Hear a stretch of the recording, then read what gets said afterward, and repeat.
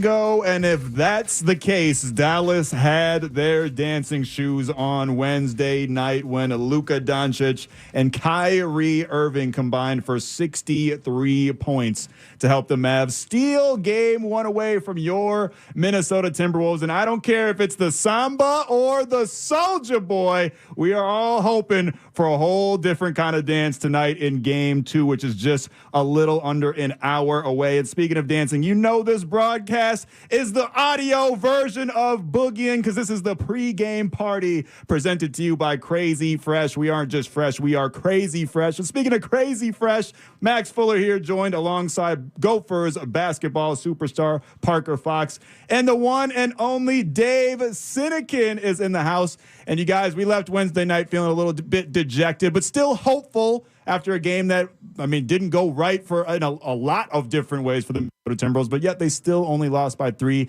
But I don't know. Obviously, I have faith in this team. They're resilient.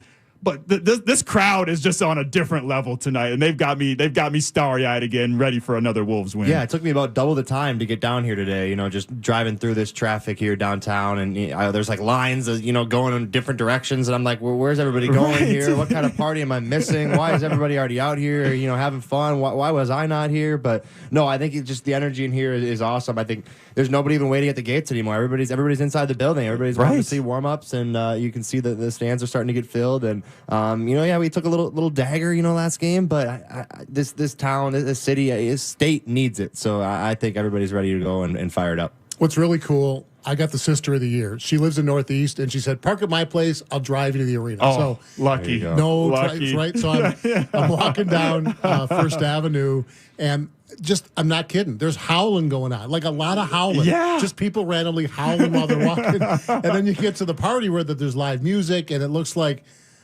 a giant crowd right across the street from Target Center. It's just such a long time coming, man. It's just so festive out there. And let's hope the Wolves get them a better show and something to really howl about 3 hours from now. Yeah, hopefully. We call this the pregame party, but the whole state is a pregame party tonight. Everybody's lit ahead of the long weekend. Obviously, game one did not go our way. There's a lot of different places to start there. But I think one of the big talking points coming out of game one was Anthony Edwards and saying that the energy level was a little bit flat. I've made the joke on the air several times now. People are probably sick of it, but Kyrie Irving thinks the earth is flat. The earth is not flat, but the Wolves' energy was, in fact, flat. And I think part of that is due to the fact that Anthony Edwards, who called this shot immediately after Game 7, said, "I want to guard Kyrie Irving." And he, be careful what you ask for, because he looked a little gassed. Kyrie was running him up and down the court. Parker, Dave, do you think we see less Anthony Edwards on Kyrie Irving tonight? Yeah, I think we learned that we have to see a little less, Irving-Ant matchup. Obviously, you love the young gun coming out and saying, "I want Kyrie," and you love that kind of energy, but you also got to realize, this is a 7-game series. You got to preserve energy. Teams that have played in a Game 7 where the other team didn't play in a Game 7 have never won a Game 1. Wow. Never. So for us, Timberwolves playing a Game 7 against Denver, Dallas didn't play in a Game 7, so they get that extra day of rest. That team has never won a game in the playoffs. So, Timberwolves obviously added to that list a little bit. You're right. It was just a little fatigue. It was a little tiredness. It was, I've never seen Anthony Edwards pass the ball and go to the corner with 5 minutes left in a game or less, So I'd like to see a little less Ant, Kyrie matchup. I'd love to see, Mike maybe start there. Ant could start there, but I'd love to see him throw different bodies. Mike, different guys off the bench, and see what we can do, because it's Kyrie Irving. He's inevitable. Right. You're not going to shut him down, but they did a decent job in the second half. He struggled a bit, so I don't know if Ant was too hyped up early. That first half was not what we expect to see defensively from everybody. This team has to lock down defensively and not let those guys get inside the paint and let them do what they want. They have to make things difficult and see if the bit players can beat them. But I agree with Parker. I'd like to see in particular get some minutes on Kyrie when Ant goes to the bench early second quarter, late first, give him a little bit of a rest. This, you guys know, a best of 7's all about adjustments. Everything's going to look a little bit different, and I think the Wolves' defensive effort's going to look a little bit different tonight. Yeah, I do too. I'd like to see a little bit more Alexander Walker, even though that might mean less Mike Conley. We got to figure out something with this Kyrie Irving bit. And also an underrated aspect of the whole Ant on Kyrie thing is it didn't actually really work that well. So why tire him out if it's really not going to be that effective? And obviously, Kyrie Irving, Luka Doncic, they combined for 63 points. They were the engine of the Dallas Mavericks. That's going to be game in and game out. So it's kind of hard to say what did the Wolves do well when both of those guys went off. But is there anything that you saw the Wolves do well against Kyrie Irving or Luka Doncic in game one? Yeah, I mean, like we said, those are two superstars. I think you just got to make them work for everything. I don't think there's a specific thing where I'm like, oh, yeah, we did that really well, because I'd like to see a lot of our defensive stuff change against him. But, starting with change is, I think, that transition game. Kyrie got so many of his points in transition. And, in the second half, I think we did a little better on Kyrie. I only think he scored 6 points in the second half. Yeah, so, him and Luka basically just passed the baton. Here, I'll take the first half, you take the second half. And I don't know if we can give ourselves credit for that or what that may be, but I think for those guys, we got back in transition a little better in that second half, and that's something I'd like to see, and that comes with fatigue too. When you're tired, you don't get back as much, and with the basketball team, we always preach halfback and fullback. The guy that shoots it's got to get back, and then the other guard's got to be back with him, building a wall in transition, and that's something that was just kind of missing in that game. So I'd like to see that transition defense come along like it did in the second half a little bit more. I want to watch how Conley looks. He was listed as questionable heading into this game. Yeah, we all know he's going to go. Sore calf. He's 36. We just assume it's the final, Western Conference Finals. He's fine. Who knows how fine he is? Maybe that played into how he played in game one. That was not a typical Mike Conley effort that we saw. So, arguably his worst game in a Timberwolves jersey. Yeah, right, and that might be injury related. I want to see how he's moving early. I think that's going to be a really important sign because, as we know, when he missed a game, this team didn't look like the same team. So they need number 10 out there. I really hope he's closer to 100% tonight. Yeah. I do as well. And one of the main reasons we love having Mike Conley out there is because of his relationship with Rudy Gobert and the kind of synergy that they have. The Wolves really struggled without having Rudy on the floor in game one. It says Dallas had 30 with him on the floor. They shot 51% and had 20 points at the rim. In the 10 minutes that he sat, they had 22 points at the rim and shot 93. Wow. 93% at the rim. Parker, Dave, how can the Wolves protect the paint better with no Rudy on the floor? Yeah, I mean, Kyrie's and I said it, in the post game. I think he's the greatest guard finisher of all time. The stuff that he can do in the lane, and I don't even think that's a crazy take. Like, I don't have old head people being like, "What?" Isaiah Thomas, remember Iverson. I mean, come on. If Kyrie Irving played in the Jerry West days, they would have burned him at the stake for witchcraft. Like, what is this guy doing? But no, I think you gotta understand who we are as a team, and that's a team that has been really good defending the paint. We've done this big lineup. Everybody said, "Oh, these two big lineup isn't going to work in the NBA. It's too fast paced," and we've proven that it does work in the NBA. But now we got to prove it here in the playoffs against Dallas. Dallas is a team that does a lot of stuff getting to the rim, and they did things that I wish we would have done offensively in terms of getting to the rim. But like you said, that's a high shooting percentage of Rudy's out of the game. You got to have whoever's coming in there, whether it's Nas or Cat, be a rim defender just like Rudy is. These are two all-time top 50 guys. And after what they did game one, think about it. They had 3 days to hear about how, the big bad Wolves are the new favorites, and the new flavor of the month, and Dallas has no shot. They were going to be proud. They were going to step up and give us everything game one. A week from now, we may forget all about game one. It might look nothing like what we've seen the next 3 games. So we always react to what we saw most recently, of course. That's what happened. But I trust this team, which has had great bounce-back ability all year, to bounce back defensively and look completely different. My big thing is composure. That's my word. I keep running through my head. End of quarters, ends of halves. Don't give stuff away. Yes. Keep your composure. Yes. Kyrie's won a ring. Luke has been to the Western Conference Final, whatever. They've been there before in these big moments.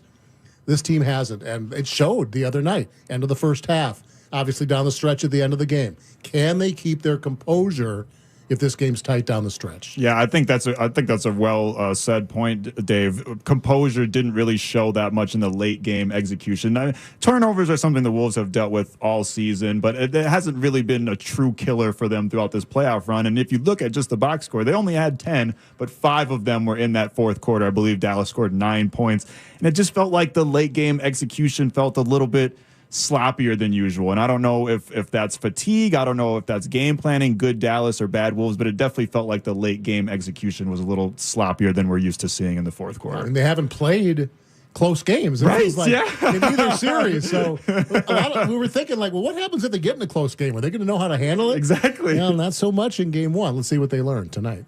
Yeah, no, I think this is a Wolves team where you've seen improvement in that field. I remember back to some of those that Grizzlies series, whether that was last year or 2 years ago, and we just gave away leads in the fourth, gave away leads in the third, and this is a team that's kind of flipped that script that we haven't seen, as many of those late game mistakes and composure down the stretch, and that's when you need a guy like Mike Conley, right? That's when you need that veteran leader out there to be who he is and to be good for you. He makes a poor decision there at the end of the game, and throwing that little lob pass instead of that little floater with his right hand. He's a lefty, but that right-handed floater is what his patented little shot is. And just seeing that kind of stuff not happen is weird because it's like this is a Mike Conley who seems to do everything right. Like what's going on it's here? It's odd having gripes with Mike. I don't even feel right being like Mike Conley had a bad, even though he had a bad game. I feel like I'm being mean to him or something because he's such a good guy. But it just wasn't the normal Mike Conley that we know and love. Yeah, and I think this team needs Mike Conley to be that that leader, that vocal leader, but also leader by what he does, and we need that kind of Mike Conley if we're going to win this game tonight. And I think if we're going to win the series, we need the best version of Mike Conley available. And I hope those little injuries, especially when you get that old, and it's like people don't realize how serious some of those injuries really are. Just looking from a fan perspective, but like we've played 94 games, man. Like that's a lot of basketball. That's a lot of, especially if something's nagging you, like. It's hard to get over that, and it starts to get in your head and play in your head. So I think if we can find a way to ease Mike's roll up a little bit with more Nickeil Alexander-Walker off the bench defensively, and then put Mike in when we need him offensively, we got to figure out a ways to do that. But I trust Finch and Norrie are going to get that done 100%. And yeah, especially with that pace that the Mavericks were playing at, I just was not expecting. I haven't watched every Mavericks game this season, but I just was not expecting that kind of quick pace that they played with all of game one. We mentioned the Wolves and their kind of struggles in the paint. On the flip side, Dallas was great at defending the paint. The points in the paint disparity was something like 38-62 or something. It was not even close. They had Derek Lively, Derek Jones Jr., and those guys playing some great ball down low. Parker, can you talk about the Mavericks defense in the paint and what made that so effective and what made it hard for the Wolves? I mean, the Wolves jacked up 49 threes. I mean, obviously they didn't feel super comfortable driving it in. Well, yeah, I think it's some of what the Mavericks are doing, but I sit here as a Wolves fan who's watched basically every single game this year, and I kind of blame it on ourselves more than what Dallas really did. Me too. I thought we were fatigued. I thought we had low energy. I was talking to PA about it. Low fatigue and being fatigued leads to settling, which leads to more threes, which leads to more pull-up jumpers, which leads to less fouls for the opposite team. This Wolves team is built on their physicality, their toughness. They're getting downhill, and then they're spraying it out for open threes. Anthony Edwards, 1 2-point field goal. One 2-point field goal make. And I believe he's statistically one of the best mid-range shooters in the game. And there was even a play in I think it was the second quarter where, Ant came off and had the lane open, but decided to pull up for that little, midi. And it's just like, dude, take one more dribble and go put it on his head. And I think that's a fatigue. That's a fatigue thing to me. So I'd like to see this Wolves team tonight come out and be the aggressor. Anytime, our coaches always talk about be the aggressor, impact winning. You need to find ways to get downhill and make the defense work. I think one of the great storylines heading into this game is how will Ant respond? It's been 3 out of the last 4. He hasn't scored 20 points. Yeah, which I saw that stat on the ESPN ticker today. I trust him, but I had to Google it myself because it was almost unbelievable to see. Right, Double T said it to me earlier today, and I hadn't realized it either. Now, he had 11 rebounds and 8 assists, like he is impacting the game. Oh, yeah.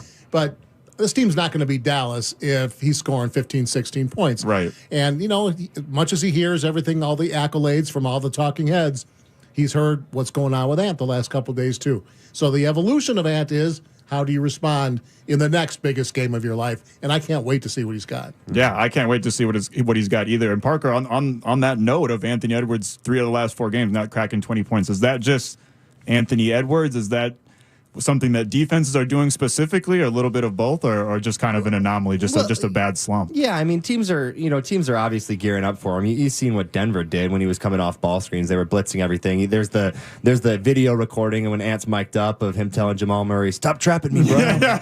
Jamal Murray's like, "We have to. We got no choice." So yeah, obviously, and that's the truth. Teams have to, because of who he is as a player and because of the skill level he possesses. But like I mentioned in a couple of the shows, getting Ant off the ball a little bit and letting Mike operate in that pick and roll, and kind of having Ant be that secondary attacker. When we talk about an offensive setup, you always have your primary action, and then defenses are loading up for that primary action. What's your secondary action now? What's the next step in your offensive set? And it's a 24-second shot clock, so it happens fast. But can we find ways to get Ant in that kind of secondary action, get him downhill, and set the tone at the rim early? I think that's something I really look for the Wolves to do. Yeah, and that's something that worked really when he couldn't get it going initially against the Suns. I thought that was something that worked really well between him and Cat's game. And the Mavericks seem to be taking a similar approach to defending Karl-Anthony Towns that the Suns did. And they're sending him two at him almost every single time that he's in the paint. And so I'd like to see Anthony Edwards moving off the ball a little bit more and having kind of that post point guard Cat that we saw that helped activate Anthony Edwards' game against Phoenix. Yeah, and getting to more sets too. Obviously we love ISO Ant, but that leads to fatigue too. Dribbling the ball for 15 seconds, making your one move. Like, we need to get in the flow of an offense a little bit more, and then that leads to transition, that leads to easy buckets. I want to see Cat get 15, 20 shots tonight. I agree. He's got to get the ball up, take advantage of that mismatch. We always worry about the other side, right? How are we going to defend Kyrie? Make them worry about defending Cat. Feed him in the post, because he is such a good passer. And if he is doubled and he doesn't have space, he's going to find the open guy. We cannot rely on 23 from Jaden McDaniels again. No. It's been amazing. 3 straight games of 20-plus, but he's kind of saving the team a little bit. Yeah. Cat needs to get shots tonight.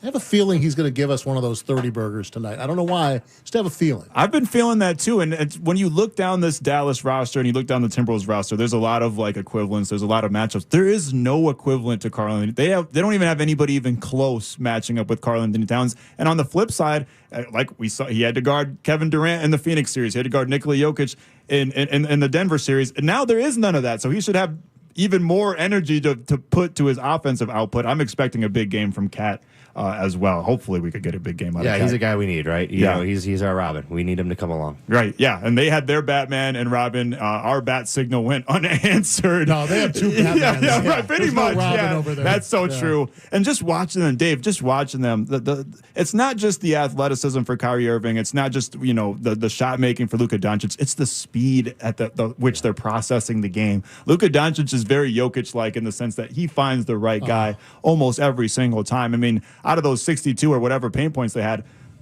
most of those it was guys wide open streaking into the paint. I mean, he just finds the right guy every time. That's why it makes it almost impossible. You send two at him, he's gonna find the guy that's open. And Kyrie Irving just it was crazy. Like in a movie when someone goes to jail and then right when they go to jail, they find the toughest guy and they just beat him up to make themselves seem like the toughest guy. That's what it felt like Kyrie Irving did to us, because he's looking at Jaden McDaniels like he's barbecue chicken, and that's our best defender. So it was kind of just shocking, a vintage performance from Kyrie Irving and Luka Doncic, and they're just so smart. I think that's an underrated part of this duo. They are, and game twos are so interesting when the road team wins the first one, because we know the Wolves are the desperate team, right? And Dallas, quote unquote, mission accomplished. They earned their split, but Kyrie and Luka are not wired that way. They want to put the stake in the heart of these Wolves, and I put nothing past them, man. We're going to get their best shot, and Luka, the vision, the awareness. It's kind of like how Larry Bird was. Like,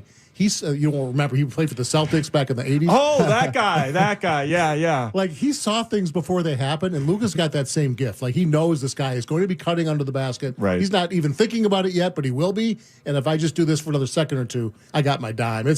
It is beautiful to watch, even when they're playing against your team and it rips your heart out. Yeah, it really is. It's tough to watch, but it's still, from a pure basketball standpoint, it was such an exciting game. And artistry. We talked about, we haven't had a lot of these close games here. It gets the heart rate pumping a little bit. And I felt a little salty after. Normally these blowouts, you have time to accept the result. I was feeling a little salty after that one. But the Wolves, I think Wolves and Wolves fans should feel nothing but hope, because almost nothing went their way and they still only lost by 3. Yeah, we lose by 3 points, and we did so many things poorly defensively. You know, Chris Finch talked about it in his presser about how, they were messing up defensive assignments that they were going to guard one way and they guarded the other way. Mike Conley talked about some of the ball screen actions that Dallas threw at them and how they were supposed to guard it versus what they actually did. Yeah. So I think you give yourself 2 days to kind of, watch that film. And supposedly they had a pretty tough film session, is what Finch said. I've heard. Which is, that's sometimes what you need, especially in a 7-game series. And you say, hey, this is what Dallas does. You guys didn't guard it right. Let's figure out a way to do it right next game. And I think guys can respond to that in different actions and in different ways, but I think this Wolves team is built to respond to it in the correct way, which is, hey, yeah, you're right. We didn't do that right. How can we adjust and how can we come out game 2 and do the little things right? Because, all this other stuff is great. You got to have energy. You got to make shots. You got to be able, to be ready for the game. But if you aren't doing the little schematic things right defensively, this team's too talented and they're going to make you pay.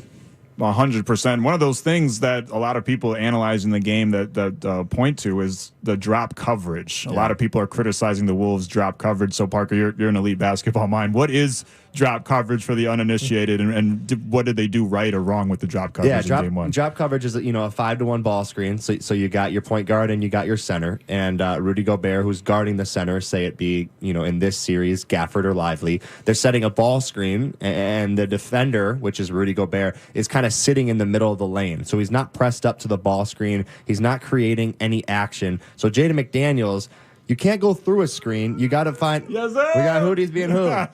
We got Hooties being who. We got Hooties being who. And we got the voice of the Vikings, Paul Allen, stepping foot in the booth. Let's go, baby. Let's go. PA. Now, Nicole. Nikki. My daughter Nicole's with me here from Colorado. Hootie Hoo is what you see on a shirt. Can somebody give her an example of how it goes? Hootie Hoo! Hootie Hoo! Yeah! So, Nicole, 3, 2, and give us a Hootie Hoo. 3, 2. Hootie Hoo! Yeah, That's a natural Hootie Hoo right there. I'm talking It's about, a natural Hootie Hoo. Sit here for a minute. We love it. We love it. No, but that ball screen coverage, we talked about it all game, post game. We need to find ways to switch it up. Whether that's Rudy Gobert playing drop coverage, whether that's Karl-Anthony Towns at the level switching. We need to make it easier on Jaden McDaniels because Luka is putting Jaden McDaniels on his back. You're giving Luka 10 feet to operate, which is floaters, which is mid range. It's too tough. He's too talented. BA, what's your prediction going into the game? What is the main thing that you're looking out for from the Wolves right off the jump? Just as the basketball, all right, 3-2 discernment would go. I know they had problems against Denver, when they were getting blown out of games, and I know what I saw the other night. And I'm generally not one who is like, all right, if you lose this one, you're 85, 92% in trouble. I'm thinking if you lose this one, you're 85, 92% in trouble because of how the guards are playing. Right. And they caught fire at the end of the year, crushed Butler, Hero, and Adebayo at Miami very late when Miami was trying to win. Just went there and crushed them. And it was like apparent to everybody that Luka and Kyrie were playing agenda-free, and we saw it the other night. Yeah. Now, with that said, I do believe the Wolves win tonight because I think the defense was so indecisive and made so many weird decisions that we haven't seen almost all postseason. Agreed. Where, like, my man's wide open for a 3, and then here's this lob. And so I think, I'm not going to say it's going to go 85 Bears, but it'll be tightened up and buttoned down. And I got Ant on a big one tonight. I just got Ant on some kind of big game tonight. I think it'll be close, but I think the Wolves win. I think the Wolves win as well, Parker. Hootie hoo! Give it to me, Nicole! Hootie hoo! One more, Nicole! Yeah! Quickly, Parker, what's your prediction for the game tonight? Yeah, I got Wolves just coming out with way more energy. I got them, establishing the pace of the game. I think we talked about it early. We need to find ways to get downhill, make the defense work. This game is going to be won in those trenches kind of deal where we got to get to the rim. We got to finish around the rim. So I got Wolves winning big. I got Wolves 118-104. Let's go. Cindy, how about you? Yeah, I got it 107-96 Wolves. They've had good bounce back ability all season long. Our Batman and Robin, or two Batmans, whatever they are, they're going to stand up tonight and make themselves heard. Ant and Cat are on big games tonight. It's not a Jaden night. I want to see how Conley's moving. I think that's important. And if not, take some of those Kyrie Irving defensive assignments, gives Ant a break. Yeah, I think we bounce back tonight. I think everybody in here has got the Wolves winning and winning big tonight. This has been the pregame party presented to you by Crazy Fresh. Me and Parker, maybe PA, maybe Dave, maybe all of the Twin Cities will be, and Coley too, will be howling with the homies after the game. We'll see you then. This is KFAN. Don't go anywhere because Cal Soderquist has got you covered on the reels. We had you covered on the fields. The real pregame is next. Tip-off around 7:30. We'll holla at you later. At RBC Wealth Management, we know you have ideas for your future. Ideas that can have you enjoying the moment or owning the moment. They can bring investment opportunities or opportunities to invest in yourself. Ideas that can have you doing good or feeling great. From following your passion to making your passion work for you. What ideas will you bring to life?